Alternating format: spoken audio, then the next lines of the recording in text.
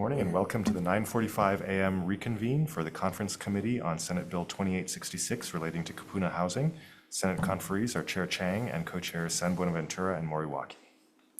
And on the House side, we have myself, Representative Hartsfield as co-chairs, and Olds and Garcia for members.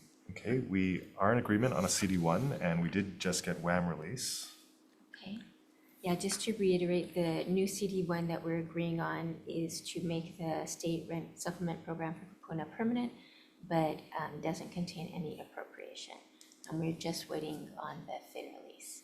Okay, great. So why don't we reconvene on this measure today at 2:40 p.m. in room 329. That sounds wonderful. Thank you. Okay, there being no further business, this meeting is adjourned.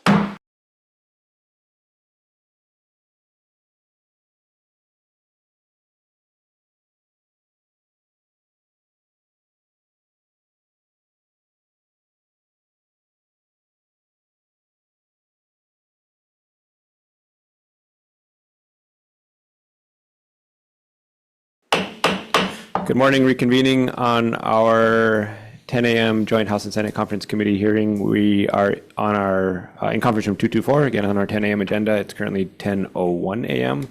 We have 4 items on the agenda, and I believe we are going to try and vote on all 4 of these items. First on the list is HB 1713 HD1 SD1 relating to school impact fees. On behalf of the House, we have myself and Representative Miyake as co-chairs and Representative Muraoka as manager. Senate conferees are Chair Chang and co-chairs Kim and Hashimoto. And we have fin release on this bill, and I believe we have agreement. Yes, we do. Okay. And we have WAM release as well. Okay, so we will vote on this bill. The current draft of the bill, or the latest draft, is a full repeal of school impact fees. The agreed upon CD1 has a number of amendments. It's has been distributed to members with a footer of 2026-3351, CD1 proposed -1. It's based off of the introduced version of the bill, but raises the exemption threshold to 500 units, adds 2 new exemptions for households at or below 140% AMI and studio apartments under 400 square feet, repeals the reporting requirement, adds a 5-year land acceptance requirement for DOE and 7-year commencement requirement with reversion of the developer if the state fails to act. The CD1 abolishes various impact fee accounts and transfers balances to school facility subaccounts, removes the sunset, is effective upon approval, and tech amendments as necessary. Do we have agreement? Okay, that's it. Oh, Is there a retroactive? language in there? I'm kidding. Yeah, you. Well, it'd be nice, you know, all the people who closed this past year and had to pay the fees. I'm kidding. Yeah, I believe anybody would pay the fees. Those fees are, they're not going to get it back. What? I want to take a moment again to thank Representative Miyake and Senator Hashimoto for all their hard work on this. It's been a slog to get to this point. I think it's a good bill, and it's definitely going to help. And it fixes a lot of what we did last year. All right, that's it. Are we ready to vote? Yes, we are. All right, voting on HB 1713 HD1 SD1. The recommendation of the House and Senate managers is to pass with amendments. Chair votes aye. Co-chair Miyake. Aye. Representative Muraoka. Aye. Also, may I take the vote on behalf of the Senate? Chair Chang. Aye. Co-chair Kim. Aye. And co-chair Hashimoto. Aye. Measure passes. Amazing job, everybody. Thank you all.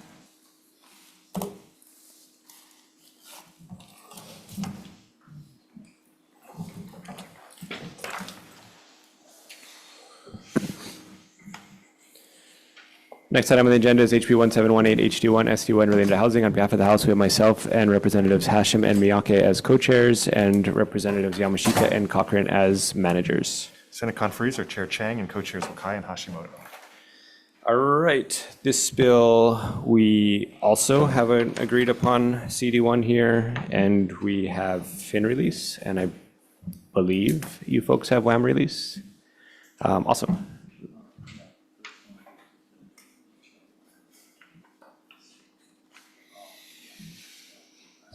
You guys are good? Yes. Okay. And you folks have WAM release. We do, yes.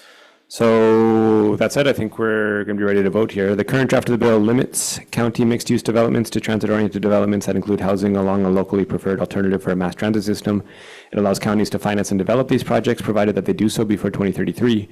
The agreed upon CD1 is distributed to members and has a footer labeled 2026-3373 proposed -1. It is based off of the language of the SD1, but it deletes the language that would restrict the authority to just along preferred alternatives for a mass transit system.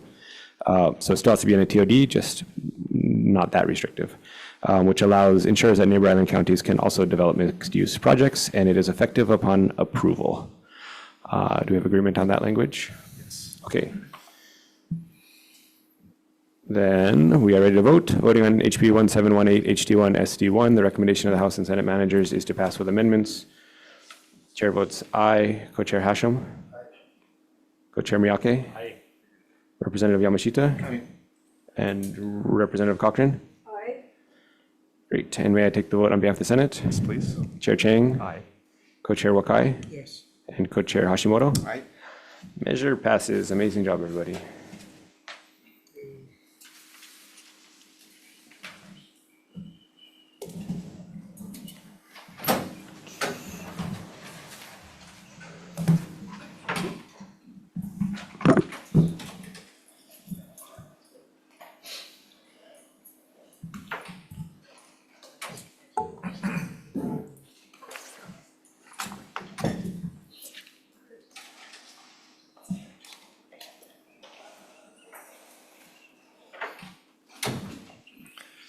Okay, our next bill today is Senate Bill 2060 relating to the Rental Housing Revolving Fund. Senate conferees are Chair Chang, Co-Chair Hashimoto, and Manager Rhodes. And on behalf of the House, we have myself and Representative Miyake as co-chairs and Representative Purick as manager. Okay, we have agreement on a CD1, and we do have WAM release. And we have fin release. Okay, great. So this bill specifies the conditions upon which the HHFDC may transfer monies from within the Rental Housing Revolving Fund to a sub-account and between sub-accounts of the revolving fund, authorizes Rental Housing Revolving Fund to be used to provide any and all forms of financing, expands the funding priorities of, and appropriates funds into and out of mixed income sub-account effective 7/31/3000 and sunsets 6/30/30. There were a number of amendments made in the CD1. It creates a definition for the term mixed income rental project, requires that units are revenue neutral and that monies allocated to the mixed income sub-account shall not be expended after 3 years. Not expended after 3 years shall be returned to the fund. Loans shall be for a term not to exceed 2 years. Funds need to be fully repaid or replenished before financial closing date of the project, and HHFDC must submit a quarterly report detailing the amount of reserved funds currently deployed for purposes of the sub-account. Requires HHFDC to secure a line of credit with approval of the legislature to ensure the timely availability of funds for projects with reserved awards, and it takes effect upon approval, but is repealed on June 30th, 2030. Sounds good to me. Okay, great. So let's take the vote.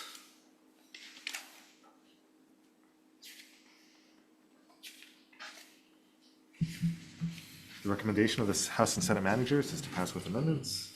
Chair Chang, aye. Co-Chair Hashimoto? Aye. Manager Rhodes? Aye. May I take the vote on behalf of the House? Yes, please. Co-Chair Epslin? Aye. Co-Chair Miyake? Aye. And Manager Purick? Okay, measure passes. We have a bill. Great.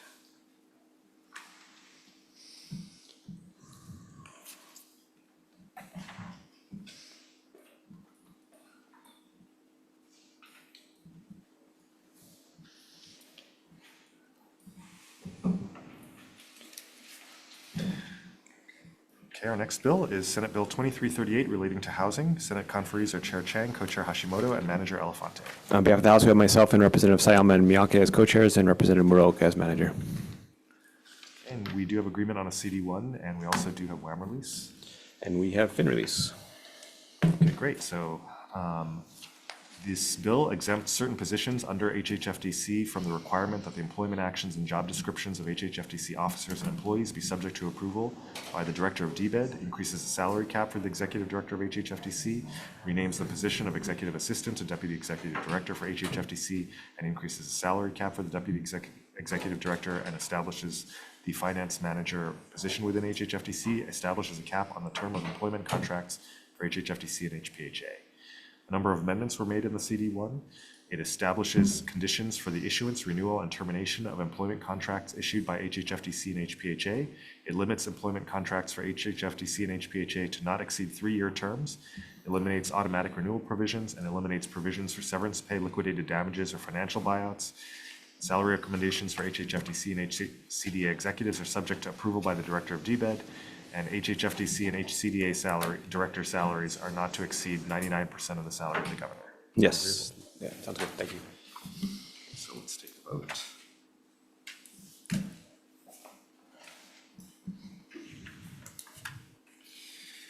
recommendation of the House and Senate managers is to pass with amendments. Chair Chang, aye. Co-Chair Hashimoto, Aye. and Manager Elefante. Aye. May I take the vote on behalf of the House? Yes, please. Co-Chair Evslin? Aye. Co-Chair Sayama? Aye. Co-Chair Miyake? Aye. Manager Muraoka? No. Recommendation is adopted. We have a bill. Amazing work. I appreciate all of your work here at this table. Thank you so much. It's been a pleasure. There being no further business, this meeting is adjourned.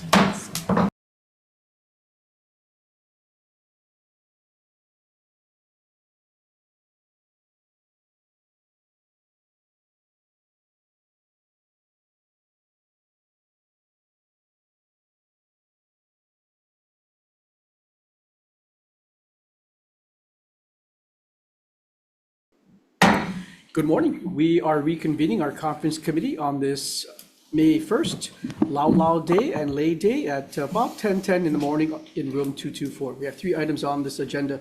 The first being Senate Bill 3218 SD2 HD1 relating to bonds. On behalf of the Senate, myself as Chair, Hashimoto co-chair, and Pavel as a member. And on behalf of the House, we have myself and Representative Miyake as co-chairs and Representative Muraoka as manager. Thrilled to announce that we have the Money Committee's blessings on this bill. Do have to make mention of a slight modification we made to this bill. Bear with me, folks, it's a little long. We're going to insert a new definition of transit-oriented development zone. Also going to modify the definition of resilient infrastructure for shelter and equity district. We're also going to be modifying section 46104.1 HRS to read as follows. 1, to create resilient infrastructure for shelter and equity districts within a transit-oriented development zone and determine the boundaries of the districts. Provided that the county shall not establish the district unless the county council first adopts a resolution containing detailed findings of fact demonstrating that the financing of the proposed public works or public improvement through a community facilities district pursuant to section 46-80.1 Hawai'i revised statutes or the Hawai'i Community Development Authority Transit-Oriented Development Infrastructure Improvement District Program has been utilized to the maximum feasible extent, or that such financing is legally or financially infeasible, thereby exhausting those options prior to or in conjunction with the issuance of resilient infrastructure for shelter and equity bonds. Provided further that for purposes of this paragraph, financial feasibility is strictly limited to circumstances in which the county council finds based on independent financial analysis that the imposition of community facilities district assessments or special taxes would A, render the housing units unaffordable to the specific income groups the project is intended to serve, B, violate or conflict with affordability covenants, federal or state housing program requirements or rent restrictions applicable to the project, or C, cause the project to fail to meet standard industry thresholds for debt service coverage or financial feasibility, thereby preventing the project from proceeding. Provided further that no district shall include any land classified as agricultural district pursuant to Chapter 205 Hawai'i revised statutes. Anybody want me to repeat that? If not, we do have WAN release, just confirming you have FIN release on this measure. We have FIN release and we are ready to go. And I just want to take a moment to thank you, Chair Wakai and Senator Hashimoto for your work on this bill to get it to this point. Yeah, Senator Hashimoto put in a lot of work into this measure. Appreciate his efforts. Like to take the vote on this measure. I vote yes. Senator Hashimoto. Aye. Senator Favela. Aye. Okay, may I take the vote on behalf of the House? Yes, please. Chair Luke? Aye. Excellent. Too casual there. Senator, getting this all messed up. Representative Miyake? Aye. Representative Muraoka? Aye. Okay, we have a bill. Thank you, sir.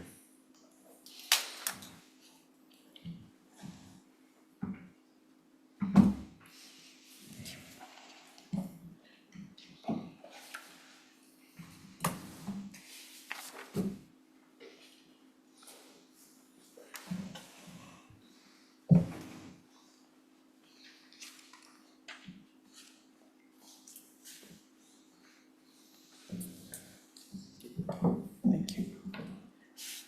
Okay, everyone, we're going to move on to the next measure on the agenda, that being Senate Bill 3219 HD3, and proposing amendments to Article 7, Section 12 and 13 of the Hawaii State Constitution. On behalf of the Senate, myself as chair, Rhodes, Hashimoto co-chairs, Favela as a member. And on behalf of the House, we have myself and Representatives Tarnas and Miyake as co-chairs and Representative Muraoka as manager. Okay, and this is the Siamese twin to the previous measure. They need to move forward together. I do need to read how this bill has evolved to where it is today. This bill amends the Hawaii State Constitution to expressly provide that the legislature may authorize political subdivisions to issue resilient infrastructure for shelter and equity bonds for specified public works, public improvements, or other actions necessary for housing and community development, and exclude these bonds from determinations of the funded debt of the political subdivision. The chairs have worked on and have agreed to the language for the CD1 and the constitutional amendments on this bill. Copies have been distributed to everyone involved, all the managers. We are making a minor change to the ballot question suggested to the AG's office to add the phrase "to direct the legislature." The ballot question will now read, quote, shall the Hawaii State Constitution be amended to direct the legislature to authorize the counties to issue resilient infrastructure for shelter and equity bonds to fund public improvements in designated districts, repaid solely by future growth in property tax revenues within those districts, not by increasing real property tax rates, where such bonds are excluded from the county's debt limit and are subject to accountability and oversight requirements as may be provided by law, end quote. Happy to say we have WAM release. I just want to confirm you have FIN release. We have fin release and we are ready to go. And I just want to take a moment to say, one, how excited I am to see this get to this point, and two, I think if it passes on the ballot this year, that it really will be a game changer for funding infrastructure in Hawaii. That we can fund infrastructure with based on future growth within an area, which results in no tax increases on residents. And it is the way that much of the infrastructure on the country is funded. So this could be a total game changer, and I'm really excited to see it get to this point. And thank you, everybody, again, for your work on it. Yeah, especially allowing the public to put their stamp of approval on this game-changing proposition. Thank you again to Senator Hashimoto for his tireless efforts to fine-tune this measure. That being said, I'd like to take the vote. I vote yes on this measure. Co-Chair Rhodes. Aye. Co-Chair Hashimoto. Aye. And Member Favela. Yes, sir. Yes, sir. Okay, may I take the vote on behalf of the House? Yes, please.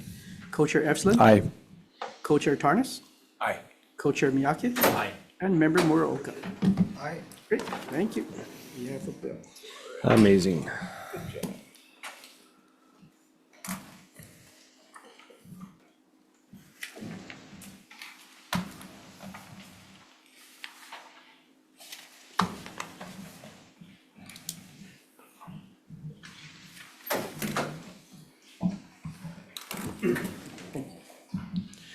All right, the last item on the agenda is HB 1741 HD2 SD1 related to housing. On behalf of the House, we have myself and Representatives Hashem, Tarnas, and Miyake as co-chairs, and Representative Cochran as manager. On behalf of the Senate, myself as chair, excuse me, co-chairs Hashimoto and Chen. And we have agreement on a CD1, and we have fin release, and I believe you have WAM release. We do. Okay, that means we're going to be ready to vote. The current version of the bill treats county inclusionary zoning mandates as development exactions / impact fees, restricts counties from adopting or enforcing them unless certain conditions are met, including a needs assessment, financial feasibility analysis, and written findings of nexus and rough proportionality. It is agreed upon CD1 has been distributed to members and has a footer 2026-3188 proposed -5. We went through a number of revisions on this. That is based off of the CD1, but it adds language back in from earlier drafts that the needs assessment study approved by the county finds that the applicable prototypes are financially feasible under the inclusionary mandate. It adds a new paragraph to section 2, subsection F to read as follows. Any county inclusionary mandate that requires 10% or less of the total dwelling units in a residential or mixed-use development to be provided or funded as below market rate dwelling units essentially acts as a threshold below which the requirements of the bill are not necessary if somebody meets that threshold. And then section 2, subsection B to read as follows. In addition to the requirements of section 46-143, the needs assessment study required by this section shall evaluate the financial feasibility and general economic impacts of the proposed inclusionary mandate to ensure it supports and does not suppress overall housing production and may include, which leaves more flexibility to the counties to determine the scope of their study. And this was language that was provided by the counties to ensure that they had that flexibility. And it changes, quote, adopt, amend, or enforce in subsections A and C to adopt or amend to ensure that we're not nullifying any existing projects operating under long-term affordability restrictions. This was also language provided by the counties. And it rewrote the preamble basically entirely to reflect the updated bill and to clarify that inclusionary requirements can produce affordable housing when well designed, but when poorly designed, they suppress overall production and shift development away from multifamily housing. The bill's intent is to ensure county inclusionary mandates are legally defensible and provide disclosure to the public, and it would also be effective upon approval. And if I could just take one moment to describe some rationale here. We've been getting some concerned emails about this bill, and I do just want to clarify the rationale is that right now counties are imposing these mandates, which are often around 20 to 30% of the homes in a development have to be sold below cost. What studies have found, including studies in Hawaii, that this is just shifting costs onto the market rate homes. And all that this is asking is essentially disclosure to show how a county got to these numbers, what the impact of these numbers would be, and to ensure that they're not making development under their inclusionary mandates infeasible. Because what happens is that often these make multifamily housing essentially infeasible to build and incentivizes luxury or low density development that can afford to essentially have the market rate homes subsidizing the pool market. So it's really just disclosure and transparency and making sure that we're not suppressing multifamily housing is the intent of the bill. And again, I appreciate all the input that was given on this bill. Senator Hashimoto, Senator Wakai, the various counties who chimed in. I think we have a good bill. That said, Senator, are you good to go? You'd be a great mayor. Thank you, sir. All right, I appreciate that. I really appreciate all this work here. I believe we are ready to vote then. We are voting on HB 1741, HD2, SD1. The recommendation of the House and Senate managers is to pass with amendments. Chair votes aye. Co-Chair Hashem. Aye. Co-Chair Tarnas. Aye. Co-Chair Miyake. Aye. And Representative Cochran. No. And Chair Wakai. Yes. Co-Chair Chang. Aye. Co-Chair Hashimoto. Aye. Great, measure passes. Thank you so much. We're adjourned. Yep.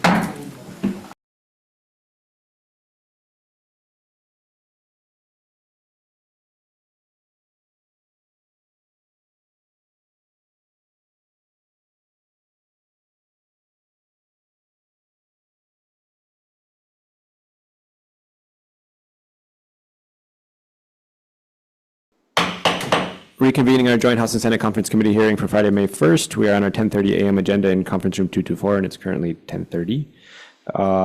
Only item on the agenda is HB 2606 HD2 SD1 related offsite construction. On behalf of the House, we have myself and Representatives Hashem and Miyake as co-chairs and Representative Pierick as manager. Okay, on behalf of the Senate, myself as chair, co-chair Hashimoto, and manager Inoue as members. So we have agreement under draft. We don't have fin release. However, we have Ways and Means That's- release, so we're halfway there. We're halfway there. So if it's agreeable with you, Senator Fukunaga, if we could roll this to 2:41 p.m. today in Conference Room 329. That would be excellent. Okay, we will see you there. This hearing is now adjourned.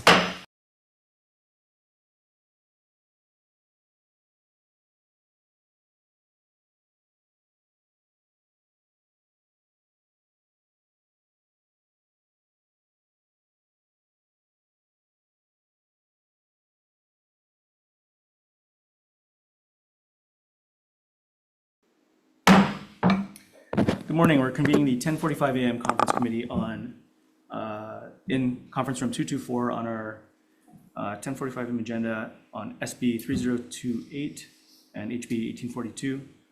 First is SB 3028 relating to property conveyance. For the House is myself, Wakai Dela Cruz, co-chairs. And we have the House, we have myself and Representative Todd as co-chairs and Representative Murok as manager. Thanks. This is a work in progress for the moment. Do you guys have anything else? Yeah, I mean, I can maybe briefly explain where we're at, if that's okay, in broad terms. I think we have sort of broad agreement on a rate structure. The rate structure that we have broad agreement on would not lead to no increases until $4.2 million for owner-occupied homes. It would increases would start at $2.1 million for non-owner occupied homes. Everything below those rates would see decreases. We would zero out the conveyance tax for homes below zero and $600,000. This would lead to decreases in conveyance taxes for 93% of home sales in Hawaii, and increases only on those, figures above. This would also give a buyer, an owner-occupied buyer, essentially a big leg up when they're purchasing a home between $2 and $4 million, because there'd be significantly less tax on that home. So it gives sort of local buyers who are going to live in the house a leg up. And then all, the other cost of living structure and the value per unit, broadly staying the same. I think the area where we continue to discuss, and likely we'll be discussing all the way till 6 o'clock today, is on allocations. And so we'll see if, where we can get on that. Thanks, Will. Continue the conversation, take that under advisement, and reconvene 2:42 p.m. in room 329. if That works. would be great. Yeah, thank you, sir. Okay, thanks. Let's move on to HB 1842 relating to government. It's myself, Senator Elefante, and Chang. On behalf of the House, we have myself and Representatives Hashim and Yamashita as co-chairs and Representative Murok as manager. Thanks. I think there's disagreement on where we're at on this one. Yeah, Why don't we defer it out? sounds good. Oh, to I'm me. sorry, it's your bill. Yeah, we can defer it. Okay. All right, so we'll be reconvening only on SB 3028, SD2, HE2 at 242 in room 329. Yep. All right, thank you, sir.